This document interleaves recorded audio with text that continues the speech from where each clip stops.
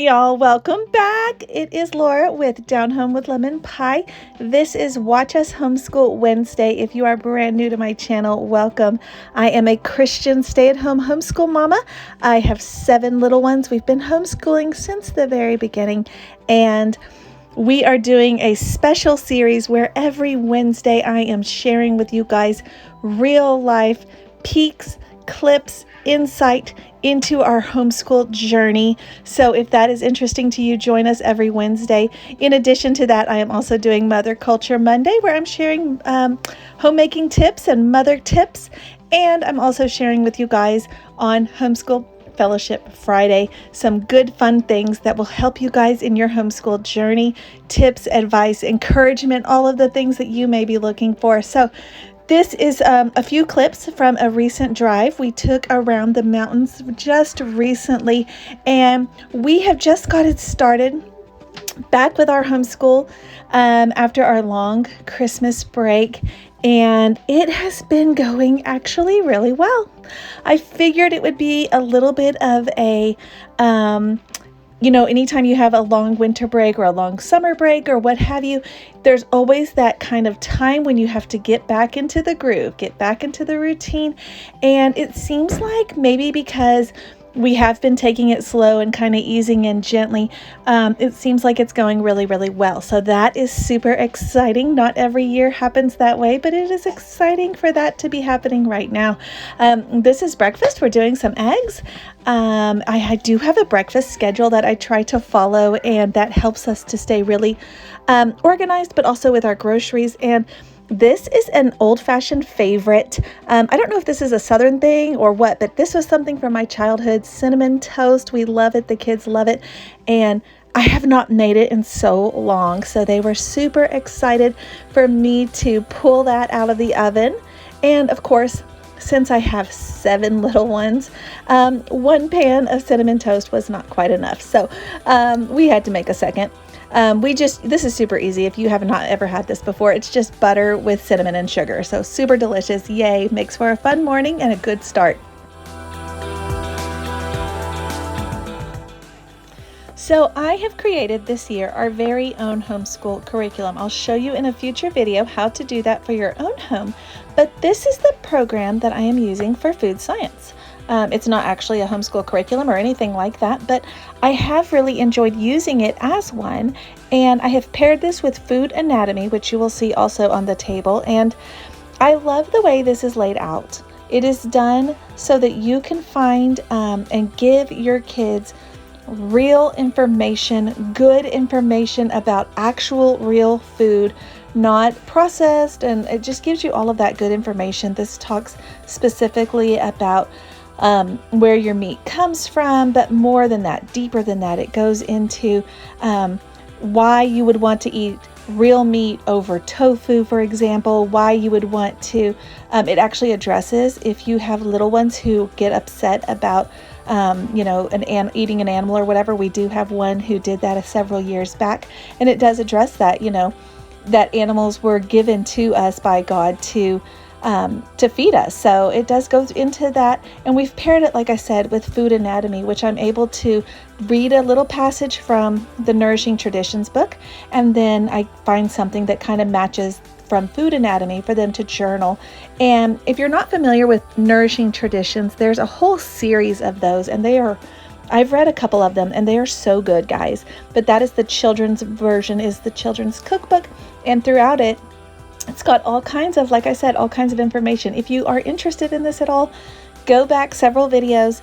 I did a do a lesson with us video where we sat down and did a live lesson where you can see exactly how that looks, how it works in our homeschool. So that may be helpful for you if you find that interesting. All right, so real quick before we continue, I do want to encourage you, if you are enjoying this video or other videos I have made, please like the videos, share the videos, watch them to the very end to let us know. Leave comments, let me know that you're enjoying them, because that does help me to know that I should continue. So real quick, I do want to tell you guys that this is a great example of how we do multi-age learning with the same subject. So here you see my 6th grader, my 4th grader, my 3rd grader, and my 1st grader is kind of off and on joining us, and they are all doing the same thing. They're all journaling the same thing. They all heard the same lesson. They're all journaling it together. This one right here is my 1st grader, and I drew it for him and did all the words for him. And now his job is to find the numbers and to label them where they would go. So that is a way that you can take one lesson and divide it for different age groups based on their different levels and skills. So my 6th and 4th grader are both doing this 100% on their own. They traced it and are writing it and doing the whole thing by themselves. My 3rd grader, I did trace it for him, but he did all of the labeling, the numbers, and the words all on his own. And then, like I said, my 1st grader is just doing the numbers on his own by looking at the book. So I hope that helps you guys. I know that when you're a homeschool mama, you are doing multiple things at the same time. You are teaching multiple ages at the same time. And sometimes, you feel like you full on have to do that many different subjects completely. And I don't want you guys to feel like that. You can totally do it this way. Teach one time and then adjust the skills or adjust the lesson so that it matches their skills. So he did really good on this, and he was really pleased to have his journal match the big kids. So I hope that helps you guys as well.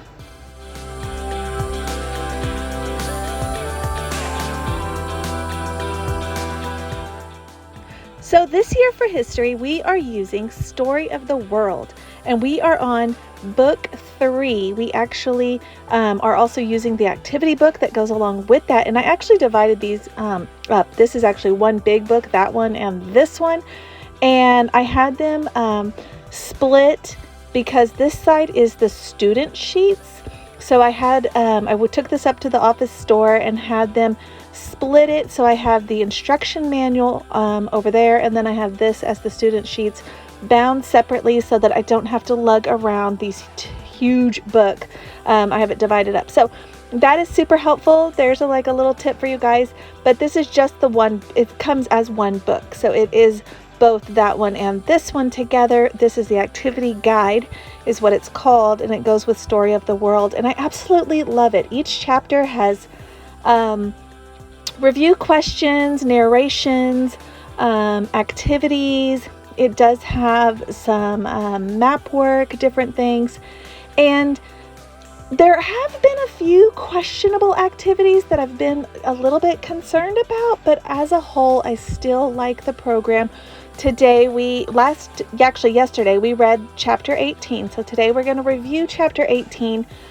Normally I do the chapters in 2 sections, I guess. So like if I read it Monday, the first section, and then maybe the second section I would read Tuesday, and then maybe Wednesday we would do like an activity from that chapter, maybe the map work or something, and then either that would be it for the whole week as far as this book goes, or there may be another activity. And in this case there actually was another activity. So we are actually doing the map work and a painting activity is what they call it, but we're going to use colored pencils. So right now I'm just doing a review of what we talked about yesterday, explaining that to them, and then inside the teacher manual there was a little excerpt about the we're studying the Ottoman Empire, and there was a little excerpt about the painting that we're going to be doing, which is actually, like I told you, it was with color pencils. And so I'm just reading that little extra information there to them, showing them what we're going to be working on, and now they are ready to go. So I love the map works on these because it has a map, and then here it tells me exactly what to say to them. So it says, color these, and this. Like, for example, it was saying color this C and this C and this C, locate these C's and color them blue. And then it had a country they had to find and color that, and then draw arrows to show that this country was invading the other country. And I just like the way they do it, and it just keeps them familiar with those map concepts. So I do like that. again, here they are. They're now working on their what they called the Ottoman Empire paintings. I just have my 2 oldest working on this right now, but normally I would have my oldest 3. My little boy was not feeling well when we were working on this, so he kind of got a free pass to skip this activity. So just my 2 biggest girls. This is my 6th grader and 4th grader, and they're working on these, and they're just a little example of an piece of art that they would have done during that time period. So that's what they're doing. We have really enjoyed this. I'm going to have to come up with a video for Do a Lesson with Me on Story of the World, because I want to share more of this with you guys so you can really see how it looks in our homeschool. But there's your fun preview. We have been enjoying playing with little one. She is getting all into everything. So mamas who are homeschooling with toddlers and infants in tow, I feel you. I am there too. So anyways, guys, if you missed my video just this past week where I was sharing with you guys my extreme grocery budgeting video, I talked about ways to save money, and this is one of the ways we save money when we have chips and we eat. The rest of the bag is like little crumbs. You know what I'm talking about? And you have all the little crumbs at the bottom of the bag, or crackers or something like that, maybe Ritz or whatever, and maybe cereal if you had cornflakes or something.